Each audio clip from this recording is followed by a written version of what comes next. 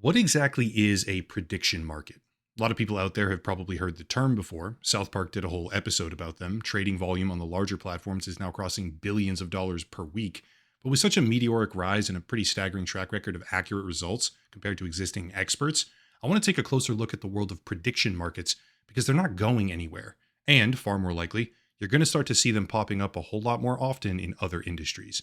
First things first, there's a few different names that we should probably know before talking about the world of prediction markets, and those names are Predictit, mostly focused on political predictions, Polymarket, with a much wider range of topics and probably the most broadly recognized name currently, and then Kalshi, which may be a little bit lesser known as a name right now, but it's one of the most aggressive companies when it comes to seeking new partnerships and has by far the highest amount of betting volume. There's others, at least a few, with major existing brokers scrambling desperately to spin up their own predictive markets. But the big three, if you will, Predictit, Polymarket, and Kalshi, collectively represent like 99% of current market share. So what are they? Why do they matter and how do they work? Honestly, the South Park episode does a pretty good job explaining the basic premise, but the idea is that you place wagers on a wide range of social topics, and then other users of the platform join in with you or against you. There's odds for practically every single thing that you can think of. And sort of like sports betting, which they also have, you make money by accurately predicting what will or won't happen. Some of the bigger markets are things like the next US presidential winner, or who will be the Time magazine's person of the year, who will be the number one searched person on Google, etc., etc. But I do want to make it clear that there's a heavy emphasis and a large concentration of volume in the markets for political, economic, sports, and business predictions. Two of those categories are the ones that I want to focus on, political and economic, because it turns out that the concept of prediction markets as a sort of crystal ball to the future isn't a joke or a meme. It's a highly accurate tool that is more often correct with far more precise information when compared to existing experts, and it's not even a brand new concept. The idea of these markets, with hundreds of millions wagered on individual outcomes across the years, has existed with identical structure since as far back as 1868. Would it surprise anyone to learn that Wall Street from 1868 to 1940 ran the exact same style of predictive betting market for United States presidential races? But not only that, they also had a near perfect track record of accuracy when it came to the winners, far beyond anything that pollsters and supposed experts of the time could even fathom. There's an old saying out there, the markets are never wrong, which is derived from the idea that current market price, whether it be public shares of a company or in this case, the odds of a particular winner at something, is based on all available information, regardless of personal opinion, and that age-old saying is basically true. One of the single greatest human flaws ever is bias. The things we like are perceived to be more popular, regardless of whether or not that's actually true. The results that we want to see are subconsciously justified, skewing our impressions, opinions, and predictions in some cases away from what is real and towards what we believe to be real. Professional pollsters, major news networks, and the machine of syndicated reporting, all of these institutions are infected by that intrinsic bias. But if you replace that whole system with an open, crowdsourced, and potentially profitable prediction market, the problem of bias rapidly dissipates. Betting on outcomes is only profitable if you're right. If you're wrong, you get nothing.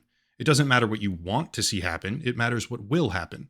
And as soon as you make the switch from a salaried employee of a major news network, for example, whose cushy job depends on nothing other than cashing a check and shitting out opinions, over to a decentralized network containing potentially millions of separate minds, all competing to be right, thereby taking home a share of the profits, suddenly you're not getting a distillation of what some corporate entity wishes were true, you're getting an actual look at what is truly most probable.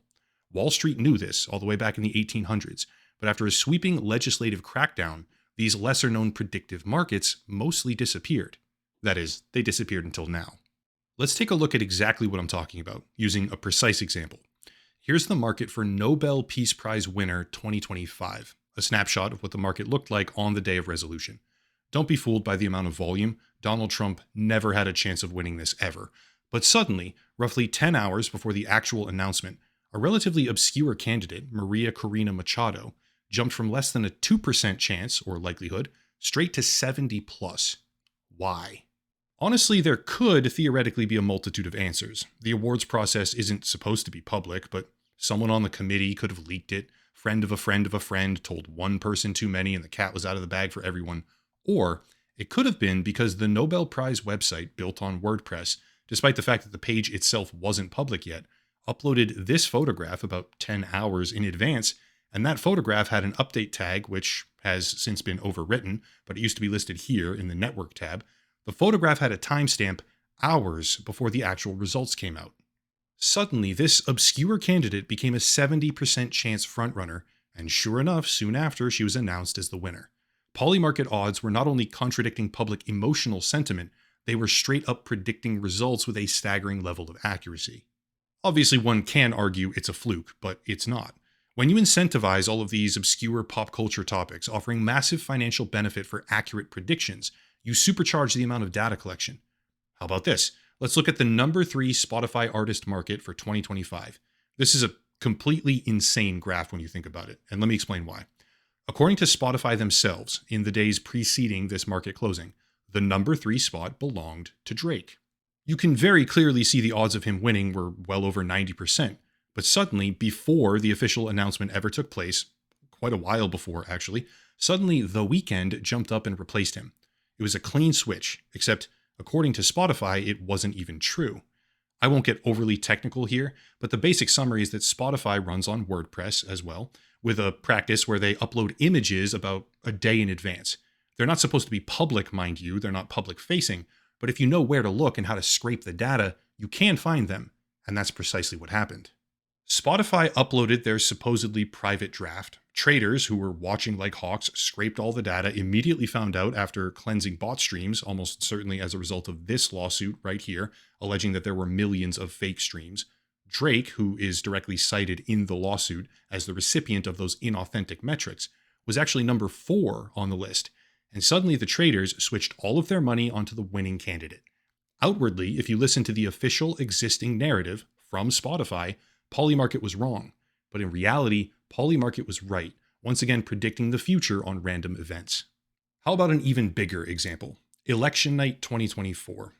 2024 was a battle between Donald Trump and Kamala Harris, obviously, but in the days immediately preceding that election, there was already a big problem. If you listen to major news networks, Fox News, CNN, ABC, NBC, quite literally all of them, if you listen to the trusted voices in media, you would have believed that the race was a dead heat, complete toss-up. However, if you were checking on Polymarket right around the exact same time that these too close to call style headlines and articles were peppering the feed, late October to be exact, you would have seen that the money was not predicting a 50-50. The money was predicting a high 60s, low 30s chance in favor of Donald Trump. That's already very significant in hindsight, but it gets better. Gradually, when the election finally came over the course of the night, Polymarket odds continued rising until they reached a flat 100% chance, certainty, a little after midnight. What's crazy, though, is that the official sources resolving the market definitively are the Associated Press, Fox News, and NBC. But NBC didn't call the election for an additional 4 to 5 hours. Fox News sort of called it, undermining their own statements a number of times on air, but generally seeming to say it was definitive. Except the only reason that they were able to make a call like that in the first place is because of a specific voter analysis partnership with the Associated Press. And the Associated Press didn't make an official call until 5:34 a.m. on the 6th, with a social media post at 5:38.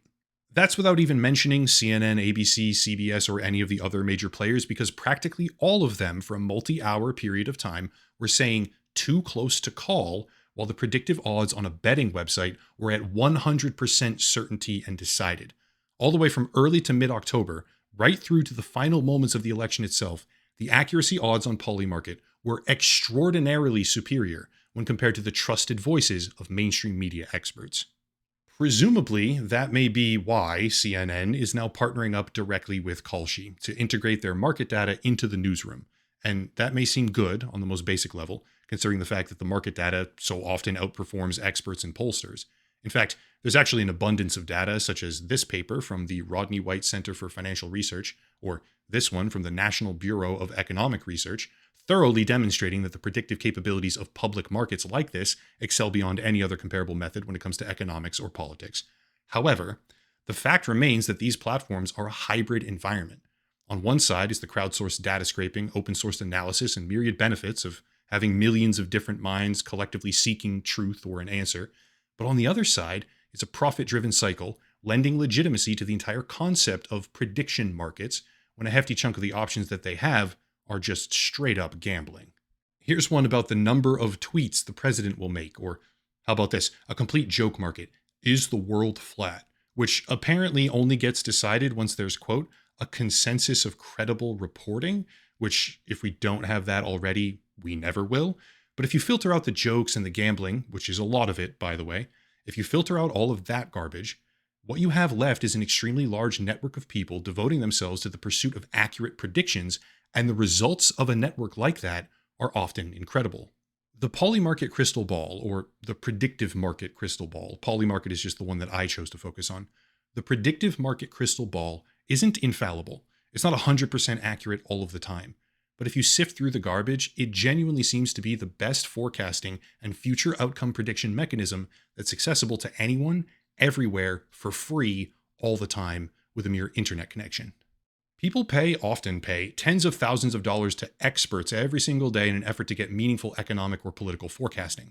And yet Polymarket has aggregate data from all around the world, often possessing a unique and singular edge over any other source, simply because one person found some sort of obscure loophole, and the money quickly followed after them.